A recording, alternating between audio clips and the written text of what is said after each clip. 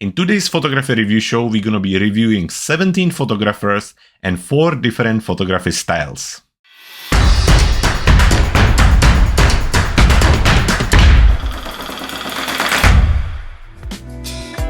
Hello everyone and welcome back to another episode of our photography review show. For those who don't know me, my name is Jakub and I'm based in rainy West Sussex here in United Kingdom. For the last 2 or 3 years, I've been reviewing photos for my friends and colleagues, and about 4 or 5 months back, we decided that we're gonna do the same for our photography community here at Clever Photographer. Now, we received hundreds of photos from hundreds of photographers, and it's been very popular. And that's the reason why we had to limit the entries to 1 to 2 photos per week per photographer. And that's the same reason why we take the show and divide it between 2 or 3 parts. Depending on how many photos we received that week. For example, like this week, we're gonna divide the show between 2 parts. In the first part, we're gonna look at the landscape photographers, and in the second part, we're gonna look at the rest of the photography themes. Now, before we're going to start with the reviews, I wanted to remind you about our new Facebook photography group. It's called Clever Photographer Academy, and it's a lot of fun. What we do there, we review the photos throughout the week. We do photography competitions, we answer your photography questions, and we talk all things photography. So if you haven't joined us yet, make sure that you head to Facebook, search for Clever Photographer Academy, and join us today.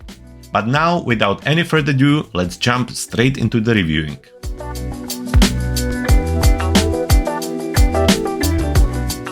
So first come first, before we jump into the actual reviewings, I wanted to introduce you to our photographer of the week.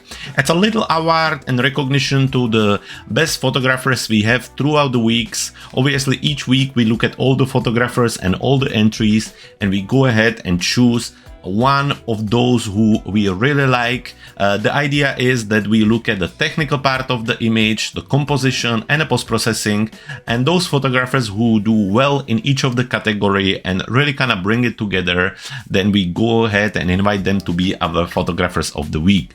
So this week our winner is Patrick Atlas from Patrick Atlas Photography. He's a French-based photographer, and we are just looking at his Instagram account here, which you can find out on patrickatlas.photography at actual Instagram. And then I also have his website here. We really love his photos. They are full of warmth, lovely cityscape, full of glow. Patrick is shooting at the right time of the day using the beauty of mostly Parisian scenes, and it really brought our attention. Patrick sent us several photos before, and here are just some of the examples of his images. One here. As you can see, really lovely warm sky with the glow from the lamppost, using the composition well here. Really lovely pictures. Again, interior very well captured, and we're really happy to welcome Patrick to our Hall of Fame when it comes to the photographers of the week. So well done, Patrick. Thank you very much. We hope to see more of your pictures in the future. And for all of those, it's the same. If you want to join us for our photography review show and become our photographer of the week, it's really simple. Head to our website cleverphotographer.com/review and find all the dates, all the links, and all the information there. But now let's jump into the review. And here we are back in Lightroom CC, where we're going to be looking at the rest of our photographers. We have a mix of different photography styles we're going to be looking at. So let's go straight into it. But before we do that, just a quick reminder to make sure that you hit the like button, leave a comment below the video, and follow us and subscribe us here on YouTube so we can continue creating content like this. Now we have 6 photographers to look at, starting with David. David, I have 2 pictures from you right here. Dancing dogs, which definitely made me laugh this morning when I was preparing this show. And then this very autumnal scene. So let's jump straight into it. David, just a reminder, when you're sending picture over, try to stay away from putting them in any frames, adding any watermarks, signatures, or any texts to it, just in order for us to make sure that we focus entirely on your photo rather than looking around. Reason being, for example, you use a white frame. Now human eyes automatically focus first on the brightest and whitest spot of your image, and obviously the first thing I'm looking at is the white frame, so a little bit of a shame. So obviously we have this scene with the path. Now I have these two people walking down here, and I assume, looking at it, that they were in post-processing. It's a little bit visible, I have to say, although the idea is great. I think the path and the people really work here. It's visible with obviously the space between their legs, also missing shadow. Just a little bit more would have to be done there. And the dancing dogs is a lot of fun. Nothing really that wrong with it, but we'll look at it just in a second. So talking about technical part of the image, we have some data here and some here, which is great. You're using Fujifilm as your camera, ISO 200, 18 millimeters, f4 250th of a second. Obviously this looks like a little bit a lower light situation right here. As always, just a reminder, staying around 100 is the key in order to avoid adding any additional digital noise to the image. F4, it seems to be very low for me for this kind of situation. There is not really depth of field you would need to create. The shutter speed 250th of a second is probably the reason why you went for the smaller f-stop to keep everything sharp. But then again, unless the people were there already and I'm mistaking, then I'm not sure what exactly went wrong with the edit here. Then I don't know why would you go for such a fast shutter speed. I think you could go with f-stop a little bit higher and then make sure that you keep everything crisp. Anyway, it's a kind of combination of things. I wonder if the people were there or you add them there. If they were there, then I understand the shutter speed and the f-stop. If not, then it's kind of one way or the other. On this one, ISO 1600. Oh, that's a high ISO. Looking at the noise right away, you know that you went for something a little bit higher. 55 millimeter lens, f5. Here it kind of makes sense. Obviously, you focusing on the main thing, which are the dogs, and everything else can be totally blurry. 1/400th of a second in order to keep everything sharp. Now the problem with it being is that when you use such a high ISO and then try to remove some of it, you're starting to lose the crisp sharpness of the image, even if you don't try to remove it. There is a certain threshold on your camera, and it depends on the manufacturer and the type and the quality of the gear. When you hit certain amount of ISO, so for example for me on my camera it's 2500, on other cameras is much less. On the older camera is going to be 200, 300, 400.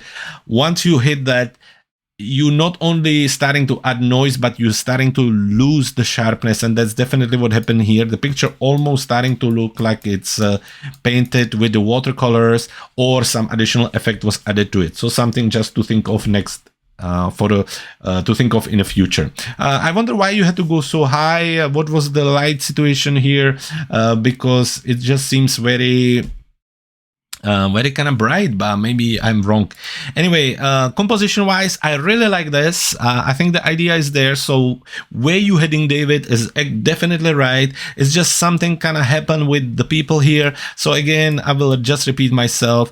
If they were there, then I don't know if you kind of locally edit the people, because there just seems to be different light on them, between their legs and around them, especially like even here around her head. If they were not there, then you need to work a little bit more on the actual adding on the composite skills in order to add the people and keep them a little bit more natural. Other than that, the path, I think the colors, the trees works quite well. On this one, obviously the main subjects are the dog. I would have cropped it a little bit differently. I would have probably keep them in the middle, as they are really the main highlight of the image. I would go for something like this and keep them that way. And that's it. There is not much more you can do here. This is more kind of documentary family capture rather than big fine art photography, but still, you know, the dogs are sharp, they interacting with each other, and it's quite interesting. Talking about post-processing, we mentioned this, we're not going to come back to the people. I love the golden color, the warmth, the saturation. I think it really works here, and in overall I think it's very nicely done picture. So just a few things to fix here. There is not much more you could do. Obviously you could add maybe a little post-crop vignetting just to kind of bring again the focus on the dogs.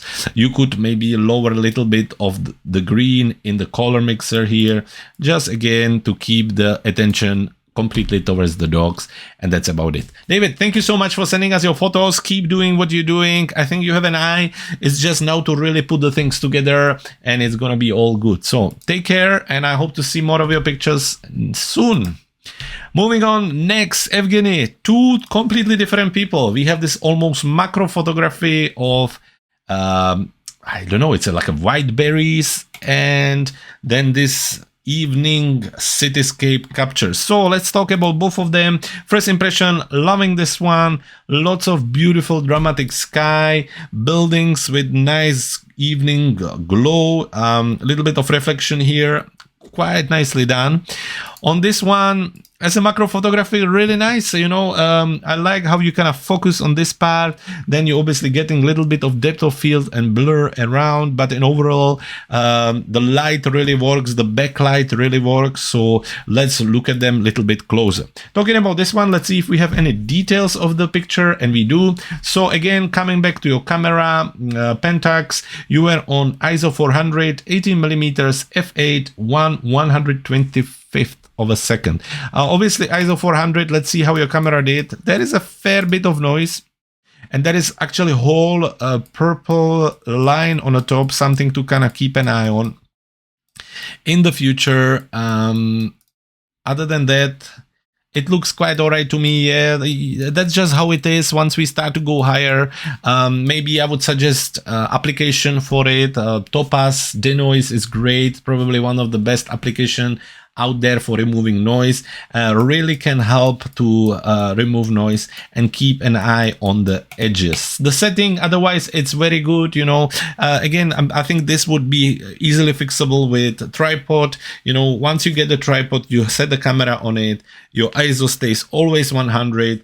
F-stop is really what you play around with depending what you're trying to do. In this case, I think F8 is perfect choice.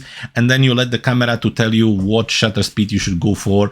I always underexpose just a little bit to get the beautiful details in the sky like this. Other than that, it's all sharp. I love the glow. Everything is good here. On this one, we were same camera, ISO 200, F8, 1/125th of a second, 300 millimeters. That's why we're getting this depth of field. I was kind of wondering why F8 is giving you that much of a blur all around. Just kind of coming back to macro photography, and the current trend is really to pick entire part of flower or the animal or anything you're capturing and try to keep all of that sharp. I think in the old days was really popular to maybe pick very small part of the picture, keep that sharp and make sure everything was blurry. Sometimes the pictures were just one big amount of blur, and it wasn't very popular. So that's just something to try for the future, Evgeny, to make sure that you keep certain part of it sharp. Other than that, I think technically I really like the light again, and I think it's nicely done. Talking about composition, I actually very much like this. Other than the fact that I think what it's missing is really the understanding of your focal point or main subject. What is it really you're trying to show as a main story? And if I hope I'm right that this is a Sydney Opera or it's some kind of opera house or something. It's kind of cut off, so that's not your main subject. These buildings are a little bit too far for them to be the main subject. The sky could definitely be your main subject, and for that, I think you've done very well that you kept that much of it on a screen. So that works quite well. The foreground as this. is a little bit too small, but it still works. I think it's better than anything. And for either way, it does add nice depth of field. So you have the kind of stairs, and then you have the opera, and then you have your buildings and sky. So in overall Evgeny, I think it works really well. I think it's a lovely picture, and well done on this one when it comes to composition as well as technical capture. Talking about this one and the composition, I think again, similarly, the eye of the viewer gets just a little bit confused about what is it exactly you're trying to show, which part of it. You kind of keep jumping between the blurry and not blurry one, and you're not so sure. So this is a little bit similar to the picture I was judging for you today about the apples. I think too much of a blur, and this is a little bit of a problem with the long lenses compared to the f-stops. When you use the f-stops, quite often you have quite clear differentiation of the depth, where with the long lenses sometimes you get exactly this, that you see this one is blurry, well this one is sharp, this one is sharp, this one is sharp, that one is blurry, and it's just very kind of confusing. I prefer when it's kind of clear transition throughout, and because also some of these are sharp, you just don't know exactly what the main subject is, and that's where I would really go in and try to kind of crop on the main subject, which is probably this part right here. It's just an example, but that's what I would do, and then you will know that you're exactly looking at this, and this is your kind of main subject. Post-processing wise, nothing to add here. I think even the exposure is quite good here. I think it's very natural, dramatic, nothing to add, perfect. Just keep an eye on the noise and see if you could remove it, and also this kind of purple line on the top, I wonder where is it coming from, but again, something to look at. On this one, post-processing wise, great natural coral, great light, absolutely nothing to add. Evgeny, well done this week. Thank you so much for sending us your photos, and I will see you in a group. Next photographer, Peter Simon. Peter, this was almost on the edge of travel photography. Obviously, we have a portrait of, I hope I'm right to say that it's some kind of like a Buddhist monk or something like that. And then this, I don't know if it's some kind of landmark or something like this. First impression, I really like this. Love the light, love the details in the eye, the texture, the color, I think really works here. The expression on the face, well done here. On this one, I tell you what, you could already see how I was a little bit struggling to name what I'm looking at.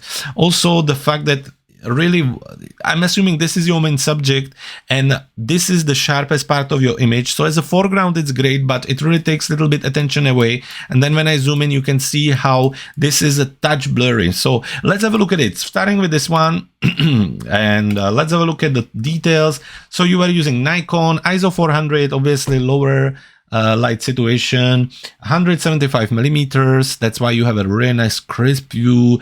F4, 1/160th of a second. I think technically the settings are spot on. When I go closer, I can see that it's sharp all the way through, which is really great.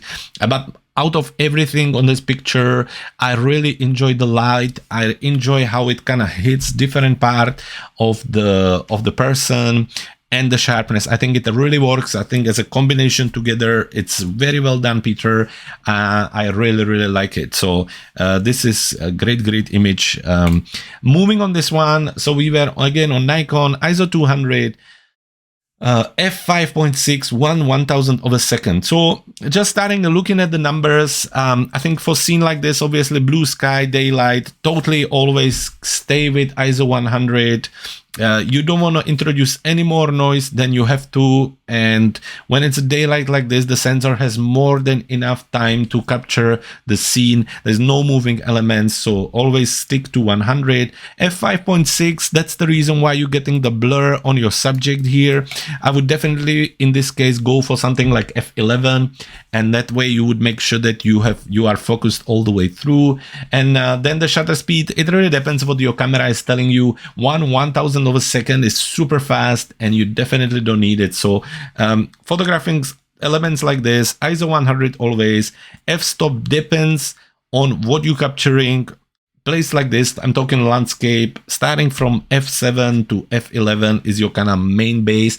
That's usually where the lenses are performing the best, and for things like this, it would definitely work the best. Composition wise, I think this works really well. Nothing I can add to it. I think the person's posture, the way he kind of turned the face away, looking still back at you, is great, and not much I would change here. In fact, nothing. On this one, number one, I would make sure that my subject is in the center, so I would just crop it. I would crop the bottom a little bit because I don't think it adds that much, and so I would crop the top, and I would probably end up with something like this. And then coming back to the technical point, I would make sure that this is sharp, and that's about as much as I would do for the composition, Peter, here, just to make sure that you keep the main subject with nice little foreground down here with the texture, and that's it. Post-processing, again, nothing to add here. Nice natural post-processing, well handled. On this one, you could add a little bit of vignette just to kind of close the image. You could add mask from the bottom, again, just to kind of bring the attention more towards the stonework, so to do something like this. And that's about it. Peter, thank you so much for sending us your photos. Take care and send us more in the future. Moving on, the next photographer, Shedrick. Shedrick, we actually look at your photos last week. I reviewed them in last week's episode, so I hope somewhere around here will be a link where you can just click and check your photos there, because it wouldn't make sense for me to review it again. You can just see the review there. Wildlife, and we're looking at photos from John. So John, let's have a look at it. We have this lovely bunkie here and the bird. First impression, shame for the background on the animal, to be honest. I hope it was there at least like this. I hope you didn't add it, because yes, it's just, you know, this is the kind of animal you connect together with green foliage, rainforest and stuff, and he's standing in front of the net. So as a message maybe of zoo and a little bit of a sadness that this animal are captured, I understand to it, but I would wish that it has a different background. On this one, I think it's very lovely done, lovely black and white with quite nice light, nice level of details, nice face of the animal, so well done there. Let's talk about the technical part. We don't have any details of how you capture it. Also, if you send us more pictures in the future, John, try to send us a little bit higher resolution, little better quality, so we can tell you a little bit more about it. Since we don't have the camera details, just kind of looking at it from this point of view, quite pleasing light here, with nice sharpness, obviously here, quite nice depth of field at the back. Depending what was there, if it was something not so nice, then I understand why you went for this amount of blur. If there was maybe some trees, it's sometimes nice to leave the depth of field just so we can recognize a little bit of the background, and it gives us a little bit more of the storytelling. On this one, the sharpness of the bird is fine as well. Again, you kind of wish that you would maybe dial the f-stop down so we can blur the fence at least a little bit. But in overall, it's quite nicely captured. The light is a little bit flatter here than here. This is a little bit more interesting that way, but still nice, sharp capture. Well done there. Composition-wise, I think this works really well. I think it's nice that you left a little bit of space in front of the animal pointing there. I think it works. I think it's very well done. Obviously, again, the animal is moving, has certain kind of feature. Oh, well done there. On this one, as a part of series where you would have the whole bird in the environment, maybe then closer to the bird, and then this. Yes, as a part of one-off, I think it's a shame. John, you can't imagine how many pictures of just parts of birds I've seen over the last 5 months. Must been hundreds, and it just gets to the point where you're wondering why you cannot, not you personally, why we cannot capture more of these animals in their full body and can just kind of present it all together. Focusing on a face, it's very, very nicely done. But again, it's just the net. Also, unfortunate background, because again, coming back to the point where obviously your human eyes are focusing first of all at the brightest, and whitest part of the image, so the background takes a lot of attention away from the bird and also leaks into the actual colors. Talking about post-processing, I think the black and white really works here. I would add a little bit of a contrast and maybe a little bit of the blacks. Also maybe in the effects, add a little bit of the texture just to make it a little bit more alive, but that's about it. You could obviously do some masking, use brush and maybe bring down the exposure and actually make it even more contrasty on certain parts of the body. So something like this. And again, add another brush and maybe do the opposite, you know, just kind of paint and more highlight the light that you actually manage to capture. So something like this is what I would do. Maybe again, ending it up with a little bit of vignette. So something like this, and you have a stunning result there, John. On this one, John, I think a little bit of contrast would help. Definitely a little bit of saturation would also help us. Let's see if we can maybe bring a little bit more vibrance and saturation, just to bring the colors and to avoid the background as much. And then again, we could do a little bit of post-crop vignetting to add a little bit of attention towards the bird. And that's about it. John, thank you very much for sending us your photos. It was a pleasure to review them, and I hope to see more of your photos in the near future. Moving on, the last photographer this week, we have a Susan. Susan, I have 2 pictures from you this week. Let me see if I saw more pictures from you last week. I didn't. So it's been a while then. Shame. Susan, thank you very much for sending us your photos. Let's have a look at them. Susan, first of all, lovely, lovely animal. But it's a little bit blurry. It's a little bit out of focus, to be honest. I'm trying to figure out where did the camera focused, because it's definitely not on an animal, unless it's a bad JPEG transformation. Let's have a look at your settings. ISO 400, which very much depends on your lighting situation, although it seems quite bright here, but okay. F7.1, which is good. You could have gone even lower to create a little bit more depth of field, but in order to keep it sharp, that's it. And 1/100th of a second. So I wonder if maybe the animal moved a little bit. When I shoot animals, especially when you know that they can move, I usually stay around 1/250 to start with, just to be safe, and then I keep an eye on the rest. And that way you can avoid this blur. I don't know where it's not blur, it's out of focus just a little bit. So that's just something to keep an eye on. You quite often this can be fixed in an application called Topaz Defocus. Topaz Sharpening. Let me have a look. Sharpen Topaz, and that can quite easily fix something like this. So maybe something to look in the future, or change the setting right there. So technically, other than that, you know, it works. It's actually quite nice light. The contrast between the animal and the foliage works quite well. So well done there. Now, looking at this bird here, first thing which strikes me is a shame that he's not there. The whole body isn't there. But let's have a look. Again, we're talking about technical part. ISO 640, and you can really see lots of noise coming through right there. So that's a little bit of a shame.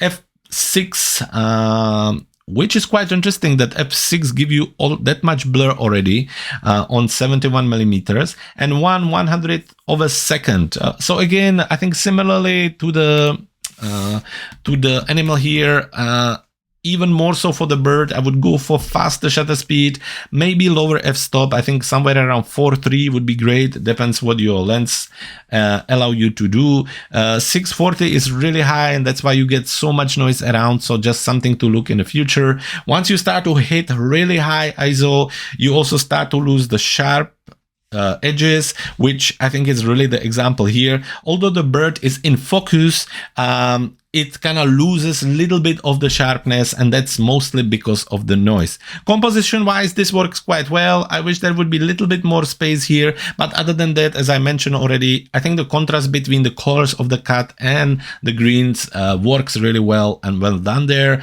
Also turning around, I think the position works quite well. On this one, I wish there would be more on the bottom here, as you have all this space here, and which is not really required. I just wish you have gone down a little bit with the camera, and that would make it so much better.